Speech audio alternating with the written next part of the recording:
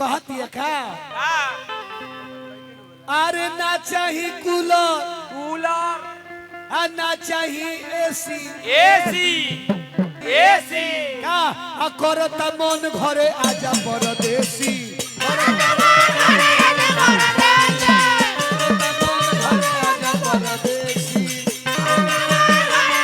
ना चाहिए कूलर ना चाहिए एसी ना चाहिए कूलर ना चाहिए एसी ना चाहिए कूलर ना चाहिए एसी ना चाहिए कूलर ना चाहिए करता मन घरे आजा परदेसी करता मन घरे आजा परदेसी बाहर भतार बड़ बढ़िया सुतार बना लूटो ए देवरू बाहर भतार बने बढ़िया सुतार बना लूटो ए देवरू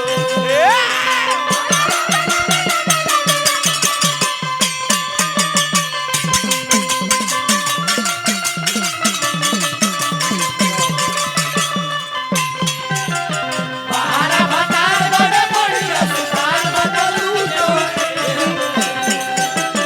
बाहर भतार बने बढ़िया सुतार बना लूटो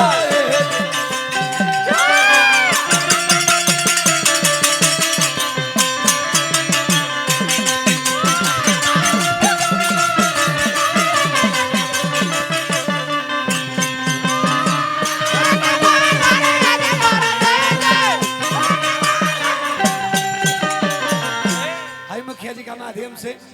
500 रुपए का पुरस्कार हमने के मिलल बा। हाई देखी मुखिया जी के बड़का भैया कोयला माफिया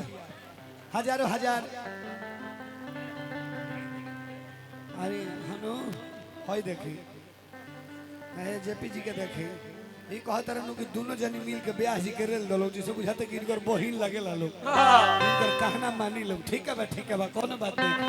हाँ ए कि जब पिछुअरिया कोई लिया हो कूके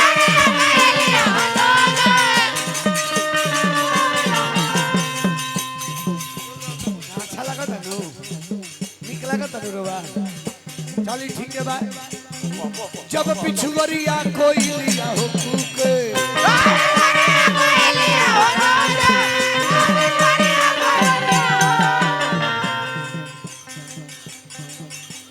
रहो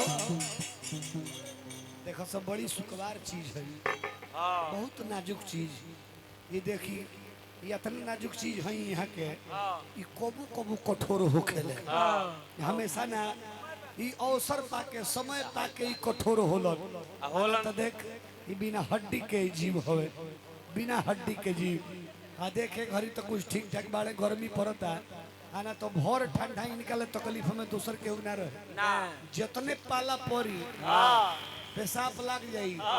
खोजे के पर लगी श्रीमान जी कहाँ बानी जल्दी देश बचा के तनी काम करो सो कि जब पिछुअरिया कोई लिया हो कूके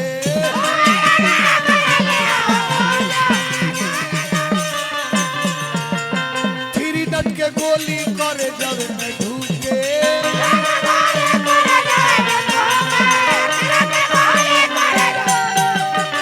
अरे गर्मी वाली रतिया सतावे ले बेसी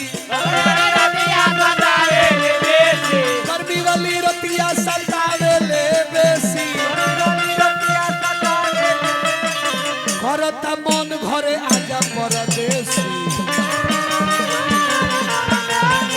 करता मन घरे आजा परदेसी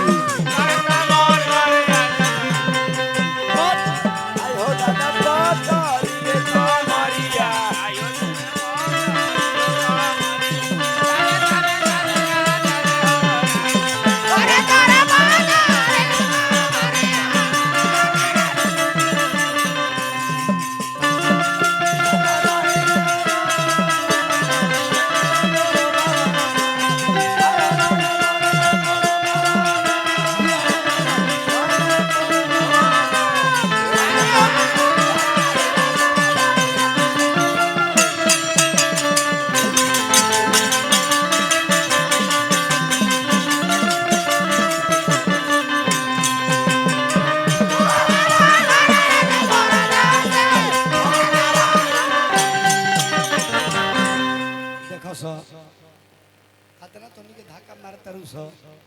ठीक है बा हम बर्दाश्त करतनी एगो और काम कर दो सो देख लाल किला पर तो 2-4 दिन पर घूमिए लेतनी कोनो दिक्कत नहीं है दोनों में से कोनो मिल के एक दिन गोल घर पर हमारा के घुमा दो सो हाँ बहुत कितना दिन हो गइल बा जानले पटना गोल घर हाँ बबुआ हो ए कि पुलुई के पात पर जवानी दिया को